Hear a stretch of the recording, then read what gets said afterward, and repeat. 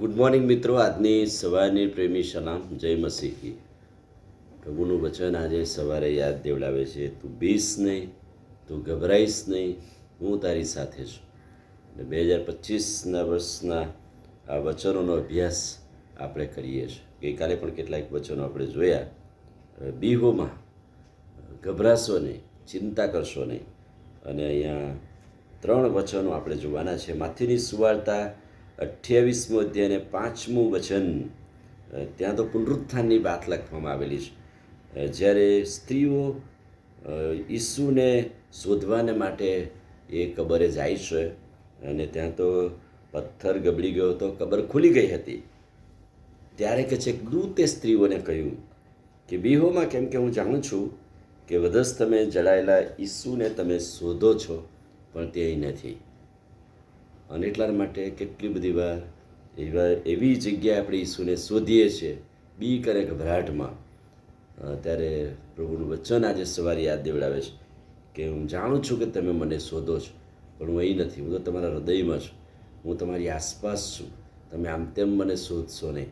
અને અહીંયા સ્ત્રીઓને ઉત્તેજન આપતા બીક ને ગભરાટની વચ્ચે અંધકારમાં કદાચ વહેલી સવારે પરોળે ઈસુને શોધવા નીકળ્યા, પણ ઈસુ ત્યાં નહોતા. ઈસુ ઉઠ્યા હતા, ઈસુનું પુનરુત્થાન થયું હતું. બીજું વચન, માથીની સુવાર્તા 28મો અધ્યાય અને 10મું વચન. એ જ સ્ત્રીઓને પ્રભુએ શું કહ્યું? બીહોમાં જાઓ અને મારા ભાઈઓને કહો કે ગાલિલમાં જાય, ત્યાં તેઓ મને દેખશે.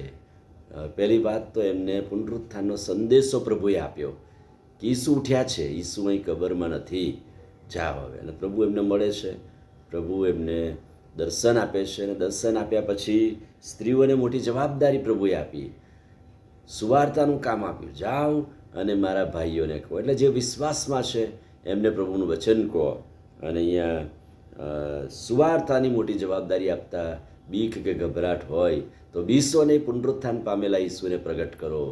2025ના વર્ષમાં બીક કે ગભરાટ વગર સુવાર્તાનું કામ કરીએ, જઈએ અને પુનરુત્થાન પામેલા પ્રભુને પ્રગટ કરીએ. બીસો નહીં, જાઓ મારા ભાઈઓને કહો કે ગાલિલમાં જાય, ત્યાં હું એમને મળીશ, ત્યાં તેઓ મને દેખશે.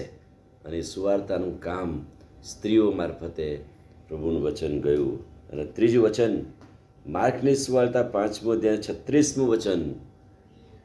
સભાસ્થાના અધિકારીની દીકરી મૃત્યુ પામી હતી, મરણ પામી હતી. અને ત્યાં લોકો કહે છે કે ભાઈ તું હવે ઉપદેશકને તસ્તી ના આપીશ, તારી દીકરી ગુજરી ગઈ છે.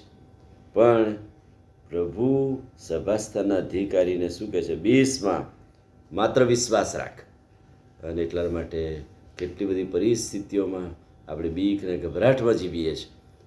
પણ અહીંયા આજે સવારે પ્રભુનું વચન આપણને યાદ દેવડાવે છે, માત્ર વિશ્વાસ રાખો, બીસો નહીં, ગભરાશો નહીં. એ તો હું છું, હું પ્રભુ છું, હું માલિક છું, હું દેવ છું. જાઓ, સુવાર્તાનું કામ પ્રગટ કરો, બીસો નહીં, ગભરાશો નહીં, સાક્ષી આપો. અને અહીં શોધશો નહીં પ્રભુને, પણ જાઓ, તમારા હૃદયમાં હું છું અને પ્રભુનું વચન પ્રગટ કરો. આમીન. પ્રાર્થના કરી. પ્રભુ, આજે સવારે તમારા અદ્ભુત પવિત્ર વચનને માટે આભાર. તમારું વચન આજે સવારે યાદ દેવડાવે છે, બીસો નહીં, ગભરાશો નહીં, હું તમારી સાથે છું. અને આજના અદ્ભુત પવિત્ર વચનને માટે, દિલાસાદાયક વચનને માટે આભાર. પ્રભુ ઈસુના નામમાં માગીએ છીએ, સાંભળો અને માન્ય કરો. આમીન. God bless you.